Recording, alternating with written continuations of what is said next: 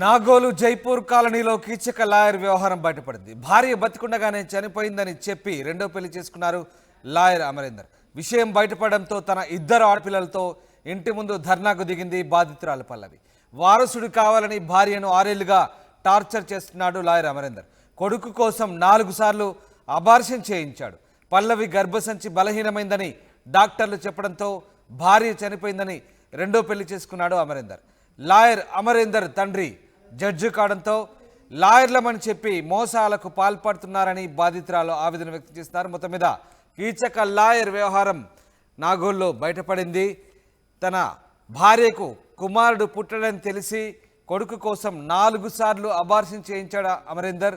పల్లవి గర్భసంచి బలహీనంగా ఉందని డాక్టర్లు చెప్పడంతో భార్య చనిపోయిందని చెప్పి వేరే పెళ్లి చేసుకున్నాడు లాయర్ అమరేందర్. లాయర్ అమరేందర్ తండ్రి జడ్జి. ఇక లాయర్ అమరేందర్ ప్రస్తుతం హైకోర్టులో ప్రాక్టీస్ చేస్తున్నాడు.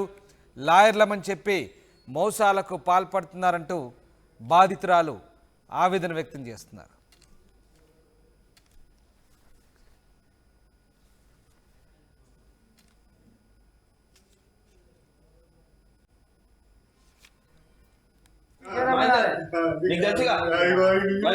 అంతా యాక్టింగ్ బంద్ చేయి పెళ్లి చేసుకోవడం కరెక్టేనా? మాట్లాడ నీకే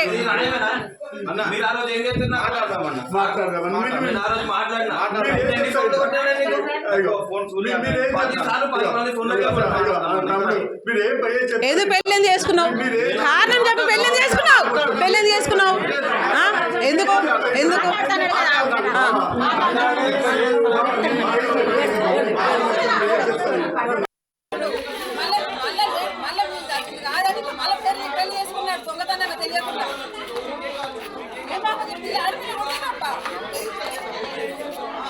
లాయర్ అంటాడు, జడ్జి అంటాడు, నటి అంటాడు, నాకు అది అంటాడు, ఎంతమంది మోసం చేస్తాడు.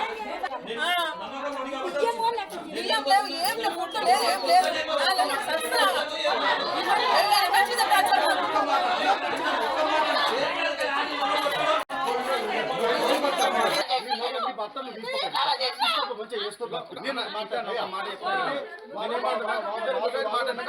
ఎందుకంటే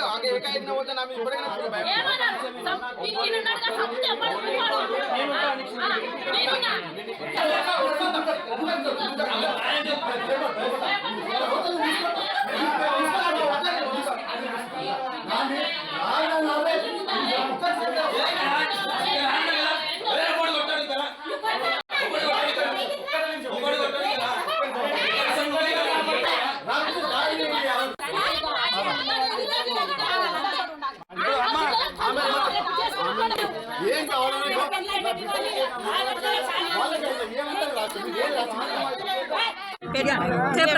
పెళ్ళి ఎప్పుడైనా గట్టిగా చెప్పు, నీకు న్యాయం చేస్తాను. నవంబర్ 16 నైట్ 7:44 నిమిషాలకి అయింది. అది నరసింహస్వామి. అది తిమ్మంపల్లి సైడ్. అరే డీటెయిల్స్ నీ పిల్లలకు నా పిల్లలకు ఇద్దరికి న్యాయం జరగాలంటే ఉండాలి. జస్ట్ డీటెయిల్స్ కట్నం ఎంత ఇచ్చినారు? చెప్పు, పెళ్ళి ఎప్పుడైనా గట్టిగా చెప్పు, నీకు న్యాయం చేస్తాను. నవంబర్ 16 నైట్ 7:44 నిమిషాలకి అయింది. అది నరసింహస్వామి.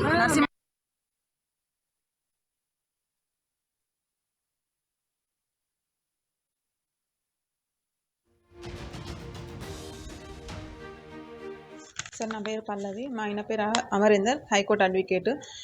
ప్రజెంట్ నాకు పెళ్ళై 2017లో మ్యారేజ్ అయింది సార్. ఫస్ట్ పాప, సెకండ్ పాపనే. 2 పాపల తర్వాత మళ్ళీ 4 అబార్షన్ చేయించిండు. 6 మంత్స్ కోటి 6 మంత్స్ కోటి. ఆ తర్వాత మొన్న రీసెంట్గా 6 మంత్స్ బ్యాక్ నాకు అబార్షన్ తీపిచ్చి ఫ్యామిలీ ప్లానింగ్ చేయించిండు. మేడం సీరియస్ అయింది అంటే, ఏంది పిల్లతో ఇంత ఆట ఆడుతున్నావు, మా గర్భసంచి వీక్ అయింది, బాగా చాలా వీక్ అయింది, ఆమె ప్రాణానికి వచ్చేసింది అంటే అప్పుడు ఫ్యామిలీ ప్లానింగ్ చేయించి నాకు తెలియకుండా నేను మళ్ళీ 4 మంత్స్ బ్యాక్ నాకు తెలియకుండా నేను ఇంట్లోనే ఉన్నా, మా అత్తగారి ఇంట్లోనే ఉన్నా, మా హస్బెండ్తోనే ఉంటూ నాకు తెలియకుండా ఇంకొక మ్యారేజ్ చేసుకున్నాడు దొంగతనంగా. నేను చనిపోయినా అని చెప్పేసి పిల్లలు హాస్టల్లో ఉన్నారు. నా భార్య చనిపోయిందని చెప్పేసి ఇంకో మ్యారేజ్ చేసుకున్నాడు. 4 months అవుతుంది సార్ మ్యారేజ్ అయ్యి. రెడ్ హ్యాండెడ్గా సిద్దిపేటలో ప్రాపర్ పిల్లది రెడ్ హ్యాండెడ్గా సిద్దిపేటలో దొరికిరు. దొరికిన తర్వాత ఇప్పుడు నేను పట్టుకున్నాను అని చెప్పేసి ఇప్పుడు అమ్మాయి వాళ్ళు వీళ్ళు నన్ను చంపాలని ట్రై చేస్తున్నారు. వాళ్ళతో ప్రాణభయం ఉంది. అక్కడ సిద్దిపేట రెడ్ హ్యాండ్ దొరికినాక నేను మళ్ళీ సిటీకి వచ్చిన తర్వాత ఇంటికి వచ్చి కాలింగ్ బెల్స్ కొట్టడము, రాళ్ళు వేయడము, నెట్ వెళ్తే అటు వెళ్తే ఫాలో అవుతున్నారు. ఎవరితో ఫోన్ చేపించి పలానా అడ్రస్ ఇక్కడ రండి అక్కడ రండి అని చెప్పేసి ఫోన్లు చేపిస్తున్నారు. మొత్తానికి వాళ్ళు వేరే వాళ్ళకి ఫోన్లు చేసి కూడా 20 లక్షలు ఇస్తాము, మేము 30 లక్షలు ఇస్తాము, దాన్ని నెట్ పెట్టి లేపేయాలి, దాన్ని బతకనియొద్దు, మా ఇజ్జత్ అంతా తీస్తుంది, మా పరువు తీస్తుంది అని చెప్పేసి నన్ను అటెంప్ట్ మర్డర్ చేయడానికి ట్రై చేస్తున్నారు. మొత్తానికి పిల్లలకు నాకు వాళ్ళతో ప్రాణభయం ఉంది సార్. ఇప్పుడే కాదు సార్ 7 years అవుతుంది మ్యారేజ్. 7 years నుంచి మాకు ఇదే హరాస్మెంట్ ఉంది, ఇదే టార్చరు. ఆడపిల్లలు పుట్టడం తప్పు అని వాళ్ళు అంటున్నారు. అది మీరే చెప్పాలి. ఫస్ట్ ఆడపిల్లలు అనేసి మాకు ఆ కొడుకు లేడని ఒక 6 months ఫ్యామిలీ టైం తర్వాత నీకు ఒక 20 లక్షలు ఇస్తాను, పిల్లలను తీసుకొని వెళ్ళిపోతావా అని నన్ను క్వశ్చన్ వేసించాను మా హస్బెండ్. చేస్తే నేను ఎటు వెళ్ళాలి, నేను ఏం మాట్లాడుతున్నా, నేను లైట్ తీసుకున్నా. 4 months బ్యాక్ నుంచి ఇంటికి రావడం మానేసిండు. వాళ్ళ అమ్మ నాన్నతో ఉంటున్నాడు. ఇంటికి రావడం బంద్ చేసి మాకు ఫుడ్ లేదు, ఏం లేదు. ఇంటికి వచ్చి కరెంటు తీసేసేదాకా నాకు కరెంట్ బిల్లు కట్టిన విషయం కూడా కట్టలేదు, కరెంట్ బిల్లు కూడా లేదు, ఎలాంటి ఫుడ్ లేదు, ఏం లేదు. గల్లీలో వీళ్ళు బియ్యం ఇస్తే కూరగాయలు ఇస్తే వండుకొని పిల్లలకు పెట్టినా సార్. నేను ఏమంటే నువ్వు పని చేసుకోవాలి, నువ్వు చేసుకోవాలి, లేకపోతే మందితో నువ్వు పిల్లల్ని ఎట్లయినా చదువుకో అని మాటలు మాట్లాడతారు సార్ మా హస్బెండ్. ఎవరు సపోర్ట్ చేస్తే సార్, నేను పిఎస్లో కంప్లీట్ ఇచ్చిన ఎవరు సపోర్ట్ చేస్తే వాళ్ళను కూడా నీకు ఎవరు వాళ్ళతో ఎఫ్ఐఆర్ ఉందా, ఎస్ఐ చూడరు, సిఐ చూడరు, పిఎస్ వాళ్ళు చూడరు, ఇంటి పక్కన చూడరు, తమ్ముడు చూడడు, అన్న చూడడు, ఎవరు చూడరు. ఎవరు సపోర్ట్ చేస్తే వాళ్ళు నీతో ఏంది ఎఫ్ఐఆర్ ఏంది అనేసి నానా మాటలు మాట్లాడతారు ముగ్గురు. అనవసరంగా ఇప్పుడు నా లైఫ్ స్పాయిల్ చేసింది సార్. ఒక న్యాయవాది అయి ఉండి, ఒక జడ్జి అయి ఉండి నాకు అన్యాయం చేసిరు వాళ్ళు. నాలాంటి సిచ్యువేషన్స్ ఏ ఆడపిల్లకి రావద్దని చెప్పేసి నేను కోరుకుంటున్నాను సార్. ప్రజెంట్ అయితే ఇది. నా భర్త నాకు కావాలి సార్. నాకు 2 పిల్లలు ఉన్నారు. ఫస్ట్ వాళ్ళకి ఫాదర్ ఉండాలి, ఎటువైతే వాళ్ళకి నాన్న ఉండాలి, నాకు నా భర్త ఉండాలి. నేను ఏం ఆస్తులు కావాలి, నాకు ఇది కావాలి, అది కావాలి, నేను ఏం అడగట్లేదు. నాకు ఫస్ట్ ఆఫ్ ఆల్ నా పిల్లలకి తండ్రి ఉండాలి. ఎట్లయితే అమ్మాయి పెళ్లి చేసుకుని దొంగతనంగా ఎట్లయితే వచ్చిందో ఫస్ట్ అది వెళ్ళిపోవాలి. ఎట్లా వచ్చిందో దొంగలేకి వచ్చింది, నాకు 10 days అవుతుంది సార్. మా ఆయన పెళ్లి చేసుకున్న విషయం నాకు 10 days బ్యాక్ తెలిసింది. చెప్పలేదు, నాకు తెలియదు అసలు పెళ్ళైన విషయమే తెలియదు నాకు. 7 years నుంచి 7 years నుంచి నన్ను ఇప్పటికే 3 years బ్యాక్ నన్ను కొట్టి ఇంట్లోకి వెళ్ళి కొట్టేసి మా అమ్మ వాళ్ళకి పంపించిన వితిన్ 4 daysలోనే నాకు మళ్ళీ డైవర్స్ నోటీస్ పంపించిండు. ఎట్లా అయినా లాయర్ ఎంతైనా ఇది ఏంది సామాన్యురాలు, ఇది ఏం చేయలేదు అని డైవర్స్ నోటీస్ పంపించేసిండు. నాకు డైవర్స్ కావాలి, ఇస్తావా అయ్యావని అట్లా హారాస్మెంట్ చేస్తే నన్ను మళ్ళీ మేము బతలాడితే కాలు మోకితే అప్పుడు మళ్ళీ రీసెంట్గా అంటే నన్ను ఒక 6 months తర్వాత మళ్ళీ ఇంటికి తీసుకొచ్చి అప్పుడు మళ్ళీ కంటిన్యూగా 4 abortions చేయించిండు.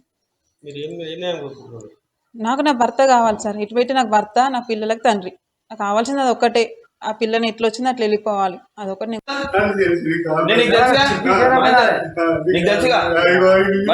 అంతా యాక్టింగ్ బంద్ చేయి.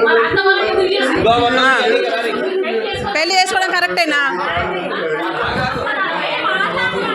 మాట్లాడనీకే